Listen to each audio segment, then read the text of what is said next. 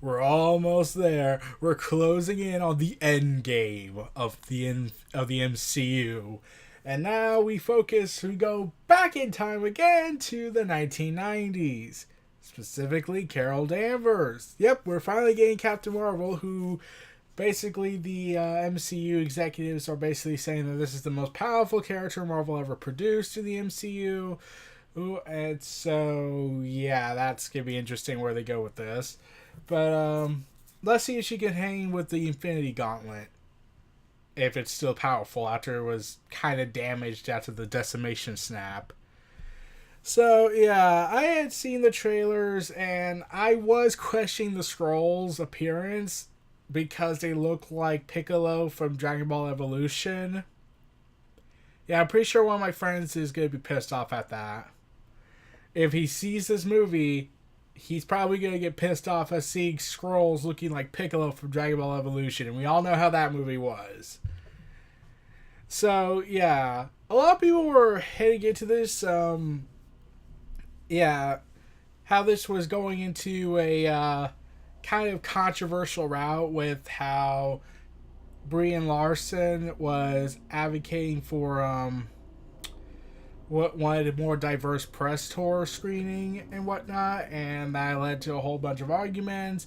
And then there was the MCU and DCEU fans arguing over, well, Wonder Woman's better and Captain Marvel's better, and I'm like, doesn't matter so long as they're good movies.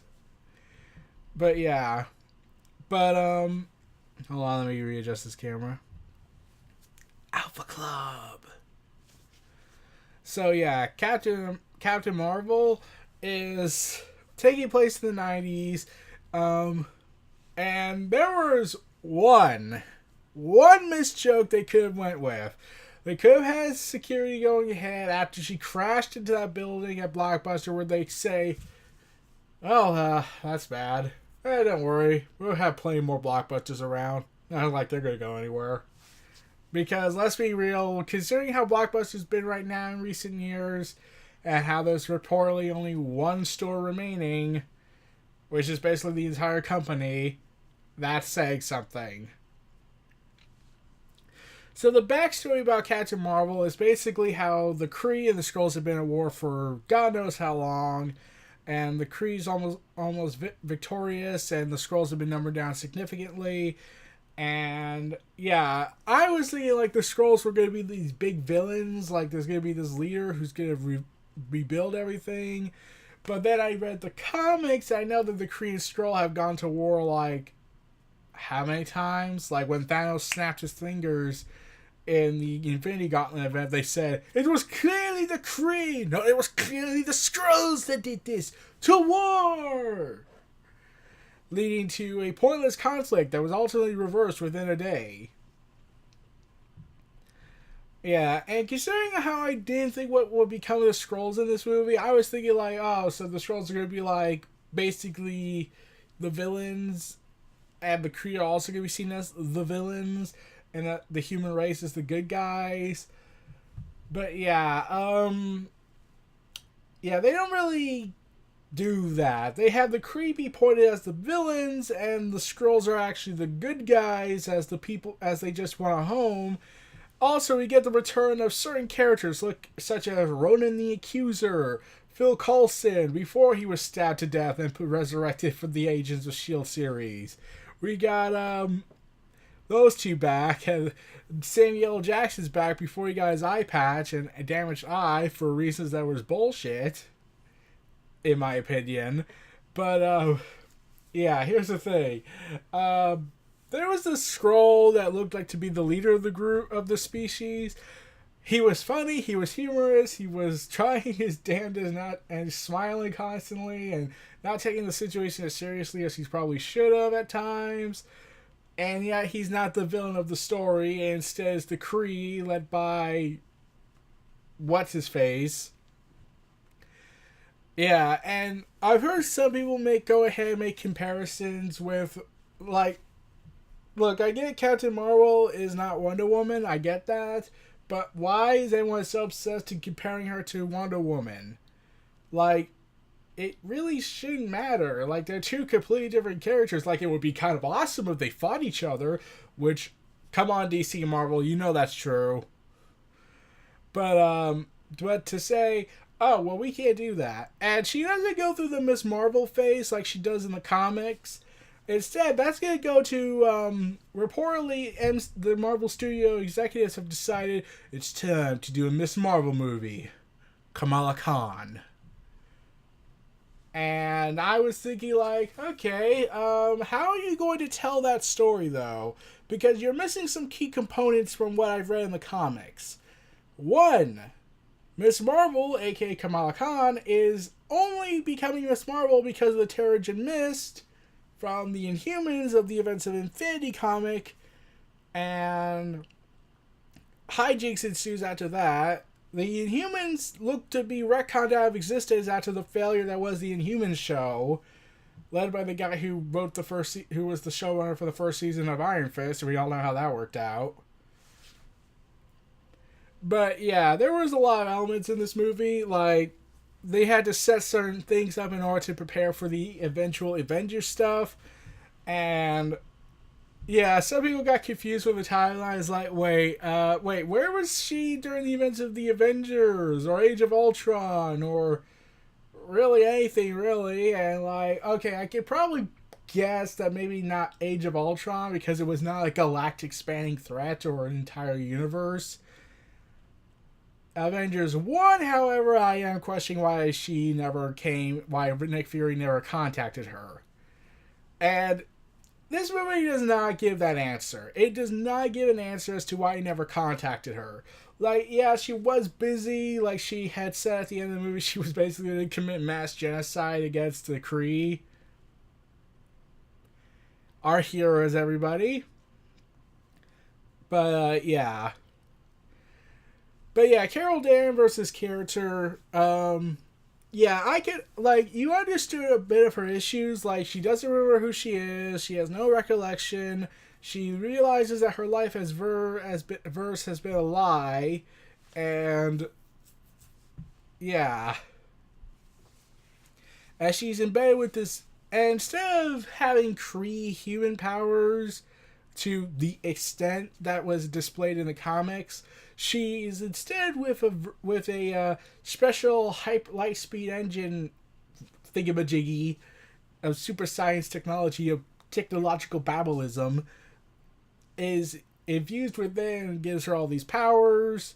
So she's basically a walking light speed, basically, which would explain what happens at the end of the scene, at the mid-credits scene, when Carol Danvers just pops out of nowhere when they're, which. Okay, so, like, remember how in Infinity War at the end, Carol Danvers' pager goes off, and that she gave to Nick Fury at the end of the movie. She goes ahead and just pops right out of nowhere when the beacon goes out. And we also see that the heroes of the MCU are like, my God, this is a nightmare. My God. What have we done?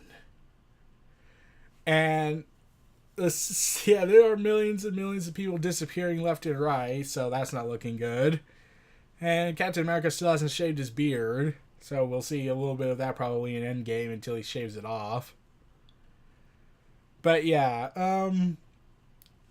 Phil Coulson was there also to be a joke, like Phil Coulson being replaced by a Skrull. Also, I gotta ask, there was a moment during the build-up to this movie that someone actually complained about Samuel L. Jackson having more lines in a trailer than Carol Danvers. And I'm like, we've really reached this point now, haven't we? We really have reached this point that we're going to get offended that so badly we're going to count the words in the trailer that was just a teaser, and we're really going to get offended. We have reached this point in our society. And I was worried how the controversy that was going on, like it was reaching Ghostbusters 2016 controversy, which honestly I was hoping was never going to happen. But yeah, also one of the highlights of the movie also was Samuel L. Jackson's character, Nick Fury, being basically digitally CGI'd to 25 years. They de-aged him for an entire movie by 25 years. And we have reached the point now we have created immortality through movies. And we finally get how Carol Danvers becomes Captain Marvel, except she doesn't call herself Captain Marvel. Like, Nick Fury kind of gave her that name, but she never went with it. And we also get some heartfelt emotions, how she realizes her life's a lie, and how she's reuniting with her old friends, and she's trying to get back her memories, and then realizing that the Skrull were never the threat, and how it turns out that they were just people who just want to leave because they wouldn't submit to the Kree. And, yeah. And one of the characters that was a breakout hit was a cat named Goose that turns out to be a monster that eats things. Yeah, no one saw that coming, honestly. Honestly, I thought it was just a big gigantic joke, like, my god. Do you realize what you have on here? It's a cat. It's the threat of the greatest of galactic proportions. Only to reveal, yeah, it's a cat. But no, they instead want to follow up on that joke and reveal, oh yeah, the cat is actually a gigantic alien monster that eats everything in its path. Also, we see the return of the Tesseract, which means that after the events of Captain America: The First Avenger, the Tesseract somehow rounded up in the Kree civilization, only for it to head back to Earth, and that was never brought up again. Yeah, and yeah, several Kree soldiers are eaten by Goose and swallows the Tesseract. Yeah. And I was thinking, like, are they really gonna go out of their way to kill innocent Skrull children? Like, they've been living on this ship for 6-7 years, maybe longer, and you're really gonna commit mass genocide? Yeah. And I honestly thought that Skrull leader was going to get killed at the end, but clearly he wasn't, because we need to get a happy ending and then wait for the realization that he's going to be probably a victim of the snap. Yeah, but it's kind of interesting how, yeah, I thought for sure the end credits scene regarding Captain Marvel's tie-in with Infinity War was going to be that she's probably committing mass genocide or on a mission against the Kree, and it was going to lead to her realizing that people are disappearing left and right. She gets the pager and then tries to rush back to Earth, only to come across Tony Stark and Nebula in the Endgame movie. I thought that was the plan. I'm like, it could still happen. We don't know how much time has passed between the beginnings of the Endgame movie and when we get Tony Stark and Captain and Nebula back. But yeah, like, Ronan the Accuser basically says, okay, we're going to kill the entire planet Earth with our Kree ballistic missiles. And Captain Marvel destroys them, causing Ronan to be like, shit. Okay, well, let's call it a day. And then Yon-Rogg challenges Carol Danvers to a duel and say, okay, I told you you would only be ready if you could defeat me. And I was like, oh god, they're really going there. They're really going to go where Carol Danvers now just blasting into oblivion and just getting it out of the way here and moving forward. And they're just going to do a fisticuff scene. No, Carol Danvers actually shocks the world by just photon blasting Yon-Rogg to the rocks. And yeah. Yeah, that was actually kind of surprising. Because honestly, in a lot of movies I've seen, how the hero obviously could just end this threat right now, but the villain of the story goes ahead and plays with their conscience and says, Prove to me that you can beat me without that power. Prove to me that you can beat me without that. You're not ready. You'll never be ready. And I was like, just shut up and shoot him in the head. And instead, she's like, you're right. I don't have anything to prove. So I was like, hallelujah. Hallelujah. Hallelujah. Hallelujah. But, yeah. We also see Carol Danvers reuniting with some old friends, and there was a moment where I realized something about Monica. She, in an unfortunate light, reminds me of my little sister who gets all sassy. How dare you? So, yeah. And then we find out where the term Avengers came from. Turns out that the term Avengers was part of Carol Danvers' nickname. You see, her call sign was called Avenger when Fury was actually creating the Protector Initiative, which doesn't have the same ring to Avengers, maybe Ultimates. And I was honestly thinking they were going to call it the Ultimates Initiative and then just change it to Avengers somehow. But, like, no, they called it the Protector Initiative at first. But yeah, Fury decides to call it the Avengers Initiative in her honor, and later Goose vomits up the Tesseract, so there's that. One of the most powerful Infinity Stones in existence, and it's a vomit gag. Yeah, I bet Thanos, if he knew, would probably be like, "What's this cat vomit on it?" Yeah. So, yeah, basically, this movie was pretty alright for me. Like, yeah, it was basically alright. Like, I did like the idea that the Skrulls aren't the villains of the story like they are in the comics, and the Kree are just as arrogant as ever because, how dare you not submit to my rule? And everything. But I am curious to know, if the Skrulls have left for a different world, in a different galaxy, and the Skrulls are now half dead because, Thanos went ahead and just dusted half the universe. I am curious about one thing. Will we ever see the Skrulls again? I'm very curious about that, though. I would like to see them again, but they could probably not head back. Also, we find out how Fury lost his left eye. Yeah, Goose claws him in the eye.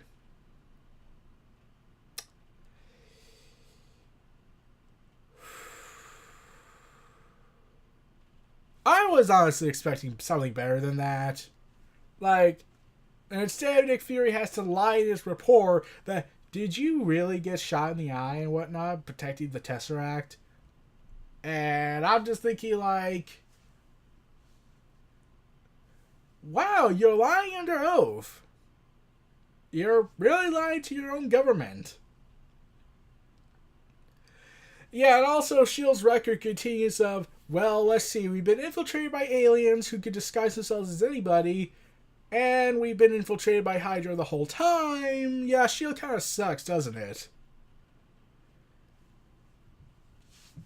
But, yeah, we got a lot of stuff going on here. Like, I'm honestly thinking, like, they're going to introduce, like they said, they're going to plan to bring in, Miss Marvel, a.k.a. Kamala Khan, later down the road, probably in the Phase 4 initiative of the MCU after Endgame. But really, I don't know how they're going to do it. They're probably going to change certain stuff up in order to do this. But, yeah, they still said it might be an Inhumans movie, but they need to have something to justify the Terrigen Mist thing. So, but yeah, a lot of this stuff was crazy. Like, I get Carol Danvers' emotions are not really emotional until, like, later on in the movie. But, like, I can understand that because she has no recollection of who she is. She has no connection of anything. She just doesn't remember. And all she's been told by other people is to suppress your emotions. Like the Jedi like to tell everyone, suppress your emotions because having emotions is evil. What? But yeah, but when she eventually discovers that her life's basically a lie, she becomes more emotional and angry. And now her first emotional act is to basically imply she's going to commit mass genocide on the Kree civilization, who are probably victims as well in the higher supreme intelligence. Also, there's something familiar about the Supreme Intelligence. I keep trying to get... For the last 2 days after I saw the movie, I was like, okay, I keep trying to remember. There was something regarding the AI that was doing this, how it turns into the form that someone is very close to. And I'm trying to remember what movie that was. I kept trying to remember what the movie was, or TV show. It wasn't Ego. It wasn't him from Guardians of the Galaxy Volume 2. I'm trying to remember what it was. I was trying to figure it out for the last 2 days. It never came to me. But I could have sworn the whole, oh, I take the form of someone you're close to, or how you envision me. And I'm like, okay, I had to have seen this somewhere. It could have been Linkar's Marvel review, because that would be stupid. But, yeah, I feel like I have seen this before on TV and a movie. I can't remember what it was. It kept escaping me. Yeah. But yeah, I don't even know what happened to the cat goose. Like, does it die? Is it killed or something? We never learned what happened to that. So, also, Captain America now has someone to now Thor has someone to blame for the Tesseract thing. He could just go and blame Captain Marvel for the whole, oh, so you're the one that convinced Fury to keep the Tesseract. Why? So, yeah, like I said, this was a good movie for me. It wasn't like the supreme awesomeness I knew it couldn't be, because there are some holes into it. Like, there are some flaws with it. Like, I can understand some people's complaint, but like, let's see, what can I end this video on in order to piss everyone off? I find Captain Marvel better than Rey from Star Wars. Fight me! Anyways, yeah, like... Yeah, like, I get that there are some similarities between Carol Danvers and Rey. Like, they're strong and whatnot, but at the same time, it's like... I don't know, I just find Carol Danvers more interesting than Rey, because... Whereas Rey seems like she either doesn't remember her past, or... her whole life has been basically in denial, and how she keeps living in this sense of denial, and how she suddenly just gained these abilities, whereas at least Carol Danvers was trained, albeit suppressed, and was handicapped, and when she finally gets the full extent of her powers, it's actually explained how she's able to know these powers, and we get that explanation. Whereas Rey, she just knows how to use the Force, because scavenging and Jedi training is clearly the same thing. But yeah, so while I wait for people to destroy me for that, I'm gonna leave this up. Like, I can't wait for Endgame. I'm gonna see that. I keep hearing it's gonna be a 3-hour movie, so that's gonna be freaking awesome. And we're gonna see Carol Danvers take on the Decimator himself, Thanos, the Mad Titan. So it's gonna be a hell of a ride to see when that happens. So those were our thoughts on Marvel Studios' Captain Marvel. This was Neo Reality Entertainment. Feel free to like, comment, subscribe, and donate, and stay tuned for more, and I'll see you next time.